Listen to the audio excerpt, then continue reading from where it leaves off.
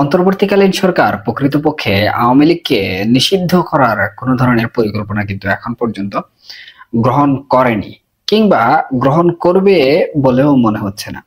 তবে অন্তর্বর্তীকালীন সরকারের প্রধান উপদেষ্টা ওনার যে সাক্ষাৎকারগুলো রয়েছে সেই সাক্ষাৎকারগুলোতে উনি বোঝানোর চেষ্টা করেছেন প্রকৃতপক্ষে সাধারণ জনগণ যদি আওয়ামী লীগকে না চায় তাহলে আওয়ামী লীগ বাংলাদেশের রাজনীতিতে ফিরতে পারবে না এবং জুলাই ও আগস্টে আওয়ামী লীগের উপর যে সকল গণহত্যার অভিযোগ রয়েছে কিংবা মামলা মোকদ্দমা রয়েছে সেগুলো সাধারণত জনরোষের মাধ্যমে হয়েছে এবং এই জনরোষ যদি পুনরায় আবারও তৈরি হয় তাহলে আওয়ামী লীগ বাংলাদেশে রাজনীতিও করতে পারবে না কিংবা বাংলাদেশে নির্বাচনেও অংশগ্রহণ করতে পারবে না।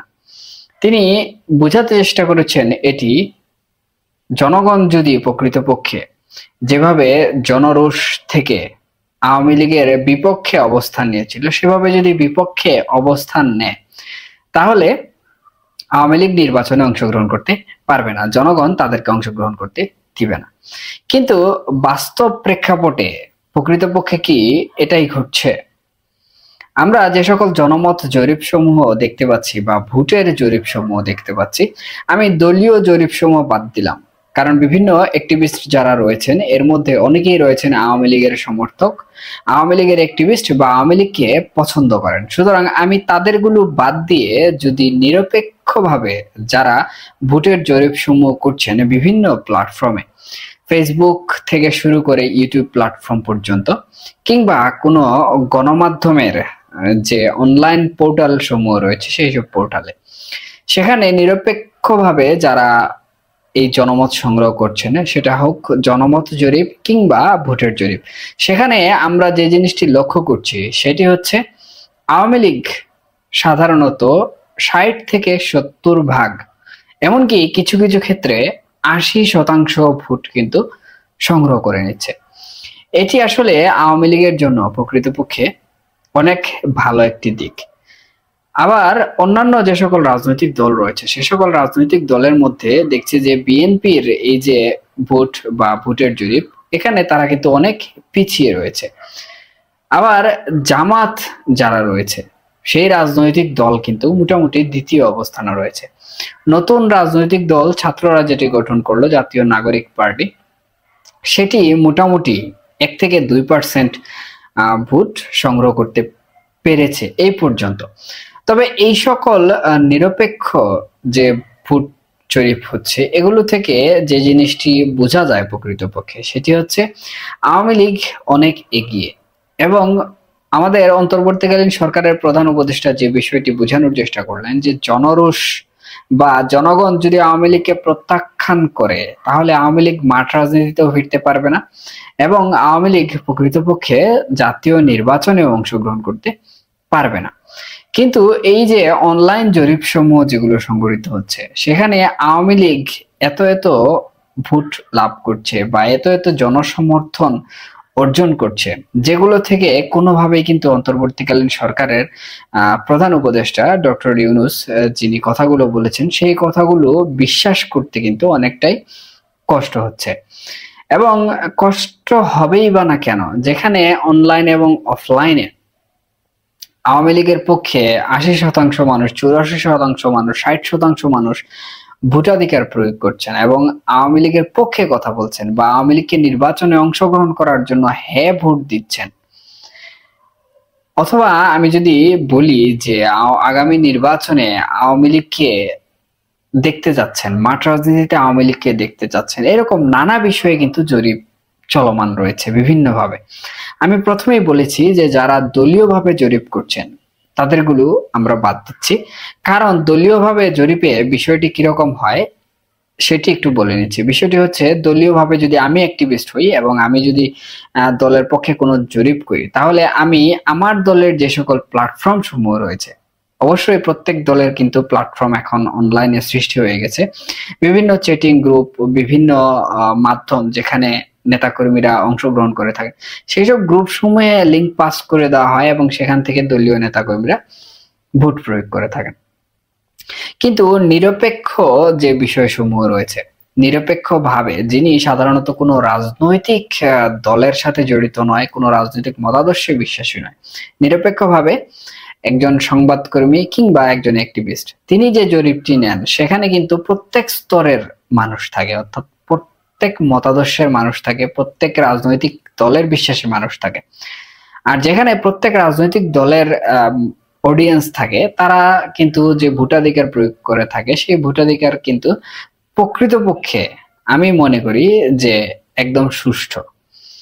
এবং সেখান থেকে প্রাপ্ত এই যে শতাংশগুলোর কথা আমি বললাম, 60, 50, 80, বা আমি সর্বোচ্চ যেটি লক্ষ্য করেছি সেটি হচ্ছে 84%। তো 84% মানুষ যদি প্রকৃতপক্ষে আওয়ামী লীগকে নির্বাচনে দেখতে চায়, সেখানে অন্তর্বর্তীকালীন সরকার যে জনরোষের কথা বলছেন, এটি কিন্তু শেখ হাসিনার দেয়া যে বক্তব্য, সেই বক্তব্যের সাথে অনেকটাই মিলে যাচ্ছে। অর্থাৎ এই জনরোষটি তৈরি করা হয়েছিল একটি মেটিকুলাস ডিজাইনের মাধ্যমে বা কোনো মাস্টার মাইন্ডের মাধ্যমে, যাতে করে আওয়ামী লীগের পতন ঘটানো হয়। এবং এই বিষয়ে কিন্তু আলোচনার কোনো শেষ নেই, আবার বিশ্লেষণেরও কিন্তু কোনো শেষ নেই।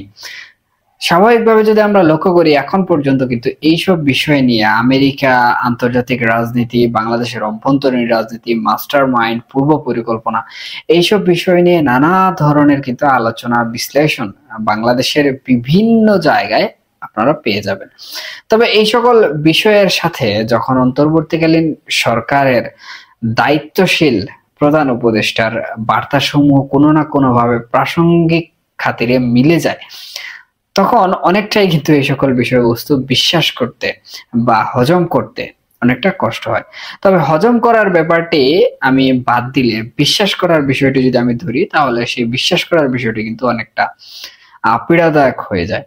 প্রকৃতপক্ষে যেখানে সাধারণ মানুষ আওয়ামী লীগের পক্ষে জনমত প্রকাশ করছে, আওয়ামী লীগের পক্ষে জনমত দিচ্ছে এবং আওয়ামী লীগকে নির্বাচনে অংশগ্রহণ করার জন্য তারা তাদের হেয়াসূচক সম্মতি জানাচ্ছে, এবং অনেকে বিভিন্ন ধরনের মন্তব্য করছেন যে দেশের গণতান্ত্রিক পরিবেশ ফিরিয়ে আনার জন্য সর্বদলের অংশগ্রহণ প্রয়োজন, সেখানে অন্তর্বর্তীকালীন সরকারের প্রধান উপদেষ্টার এই ধরনের না জানার ভান একটু বিব্রতিকর মনে হয়।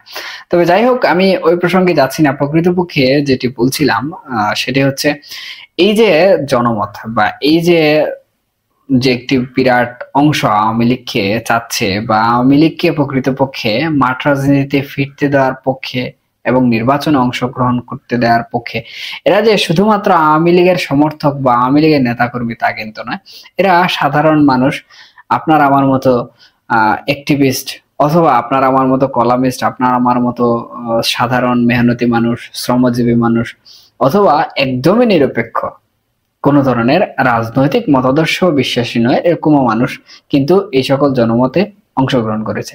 আবার আরেকটি বিষয় না বললেই নয়, যেটি হচ্ছে সাধারণত অন্তর্বর্তী সরকারের বিভিন্ন বিষয়ে কিন্তু জনগণের নানা ক্ষোভ আমরা লক্ষ্য করছি। বিভিন্ন বিষয়ে জনগণ কিন্তু অনেকটাই অন্তর্বর্তীকালীন সরকারের উপর ক্ষোভ ঝাড়ছে এবং তারা অন্তর্বর্তীকালীন সরকারের কাছ থেকে যে সকল বিষয়বস্তু আশা করেছিল সেগুলো পাচ্ছে না। মোট কথায় বলতে গেলে অন্তর্বর্তীকালীন সরকারের বিভিন্ন কর্মকাণ্ডে বিরক্ত প্রকাশ করছে বা বিরক্তিকর বলে মনে হচ্ছে সাধারণ জনগণের কাছে।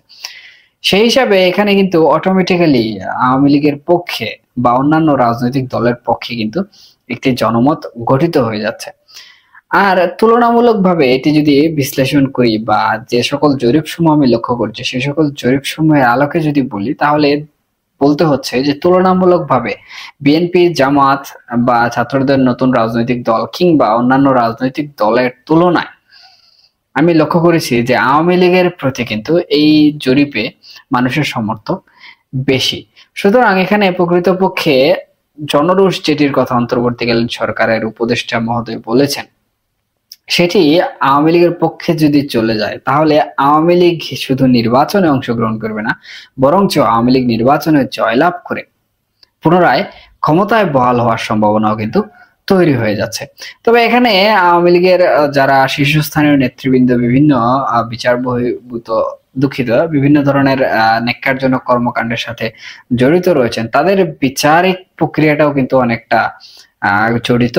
তারা প্রকৃতপক্ষে দেশে আসতে পারবেন কিনা, নির্বাচনে অংশগ্রহণ করতে পারবেন কিনা, এইসব বিষয়ে কিন্তু নানা ধরনের প্রশ্ন ও জটিলতা ক্রমশ সৃষ্টি হচ্ছে। তবে এই সকল ঊর্ধ্বে গিয়ে জনমত জরিপ সমূহে বা ভোটের জরিপ সমূহে যেভাবে আওয়ামী লীগের প্রতি মানুষের ভালোবাসা প্রকাশিত হচ্ছে, আওয়ামী লীগের প্রতি মানুষের জনমত দেখা যাচ্ছে, তাতে আমার মনে হয় যে আওয়ামী লীগ যে কথাটি বললাম যে নির্বাচনে অংশগ্রহণ করা বা মাঠ রাজনীতিতে ফেরার জন্য আওয়ামী লীগের জন্য যথেষ্ট। এখন আওয়ামী লীগ তাদের যে গতানুগতিক রাজনীতি রয়েছে সেই রাজনীতিতে তারা কিভাবে ফিরবে, তারা জনগণের কাছে কিভাবে আসবে, সেটি আসলে প্রকৃতপক্ষে তাদের রাজনৈতিক কর্মকাণ্ডের উপর অনেকটাই ভিত্তি করে।